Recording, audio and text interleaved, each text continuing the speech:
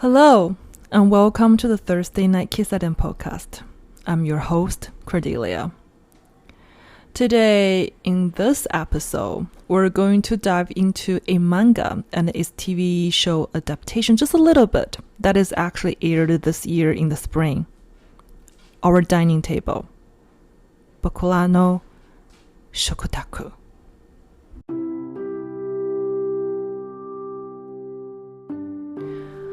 Our Dining Table is a BL or boys love manga and also slice of life manga, which is created by the Mita Ori. It was initially published in the manga magazine Lucilu from the January 2016 to March 27. It was later released as a single volume in 2017. In April of this year, the manga was adopted into a TV series by TBS, consisting of total of 10 episodes. About the story. So, the story focuses on food, family, and love, which is what this podcast always talk about. For the young office worker, Yutaka, eating with other people is a struggle and put away his talent for cooking. However, everything changes when he meets Minoru and Tane at a park near his office during the lunchtime. Minoru and Tane are two brothers with a significant age difference. Tane becomes very enthusiastic or very attached with Yukata's delicious giant bomb-like onigiri. It's so big, it looks a bomb. That's why they call it bomb-like onigiri. And he can't stop talking about it after had one bite one afternoon. As a result, Minoru, the bigger brother, is compelled to ask Yukata to teach him how to make that delicious onigiri because the little brother had been non-stop talking about it at home. So slowly Yukata starts eating with Minoru and also Tane and their father. He sometimes visits them on the weekends and cook together and eat together, and even begins to develop feelings for Minoru. In his own time, Minoru realized that he has been in love with Yukata for a while. Well, this deep connection between them is initially formed through food, cooking, and finding the comfort around the dining table. However, what matters the most is they always have each other around the table. As a couple, family members, and also, later on, the life partners.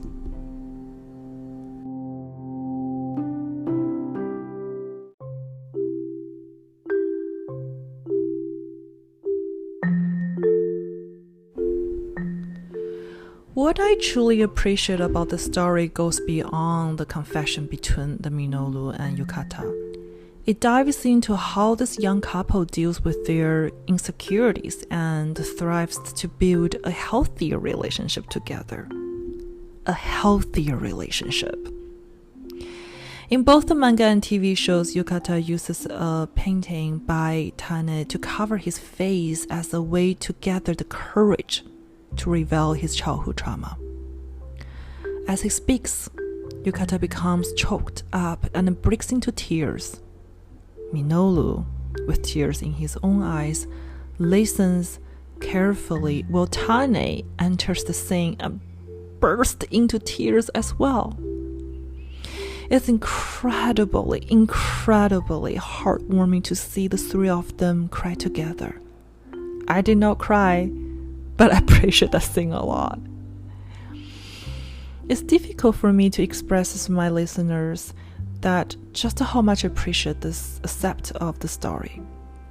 I recognize that the value and preciousness of a relationship where Yukata can be his most vulnerable self in front of Minoru and Tane. He never feels judged, unheard, or uncared, for because of they generously listen and care about what he has to say.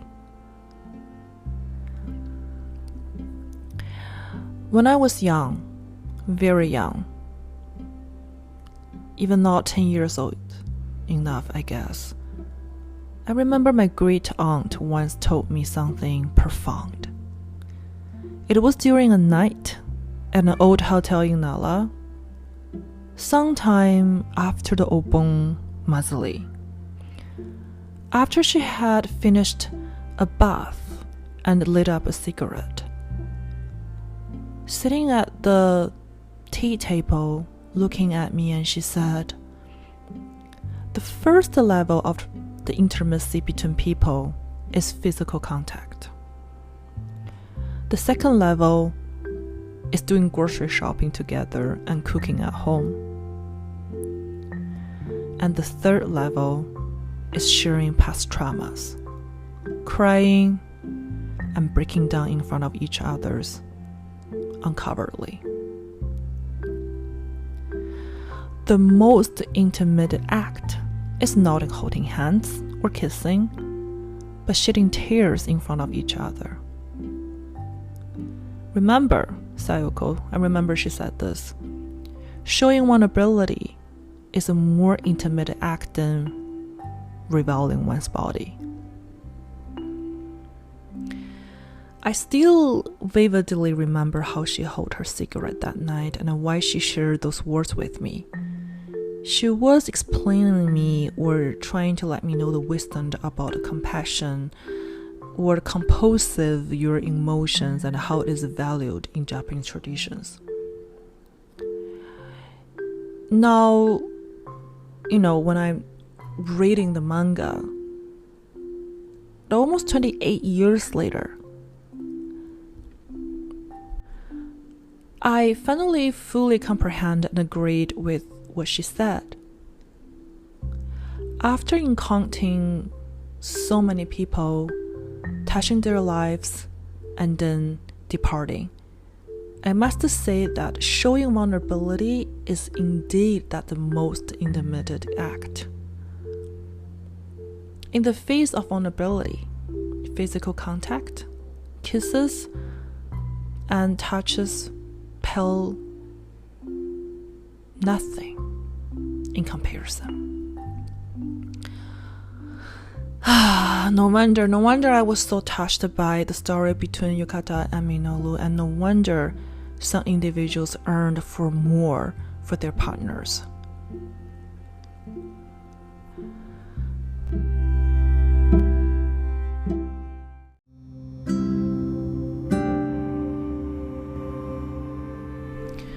After a passionate confession at a park with the New Year bell from an old Buddhism temple, Yukata and Minoru entered the dating phase. Of course, both of them noticed some red flags and have their fears.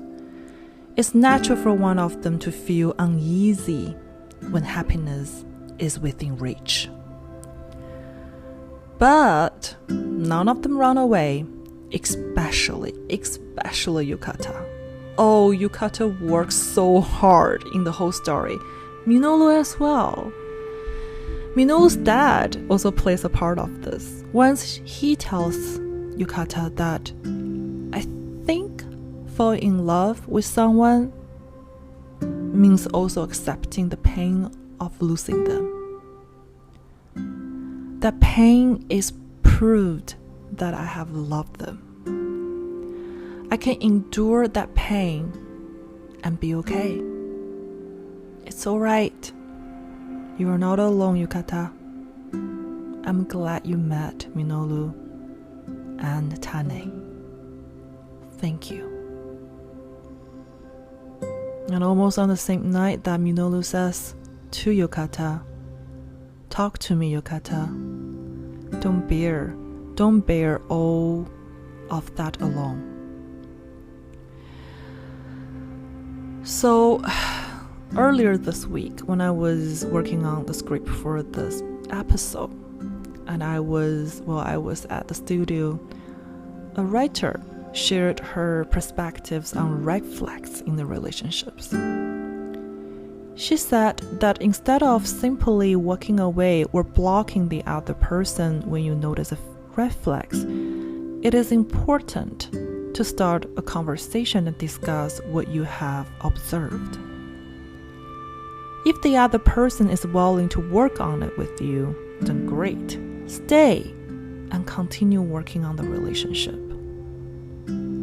But if the other person responds negatively or defensively, then it is a good time to walk away and, if necessary, block them.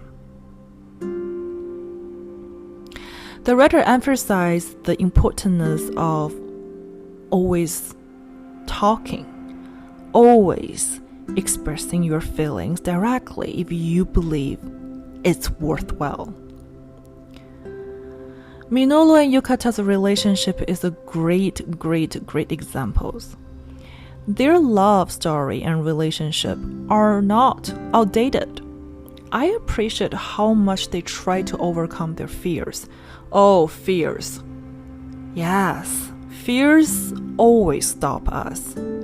So that's why I appreciate people who are willing to talk and work on things together the most. Well, I think I didn't handle it really well last time because I was overwhelmed by the number of the red flags I saw. I'm not embarrassed to share this. I did not want to have a conversation or couldn't find the right opportunity for it even. So I simply said no and walked away from a friendship, I guess. Yeah, let's call it friendship for now. Do I feel sorry? Not really. Do I miss that person? No, not really. But all I have been thinking is that I will try to do better next time.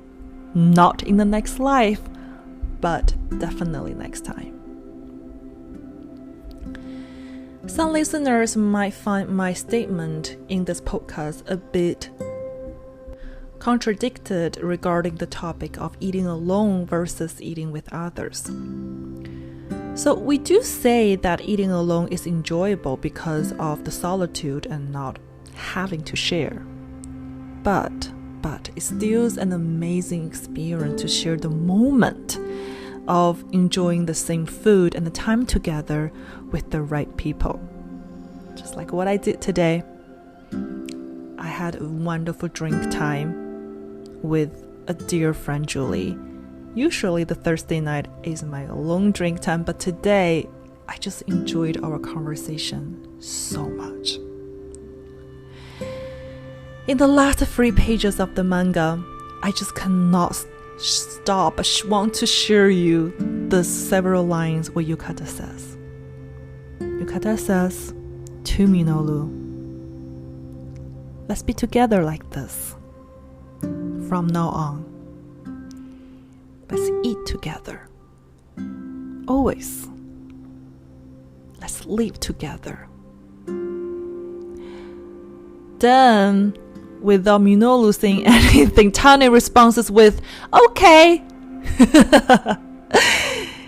So I guess there's more story coming, right?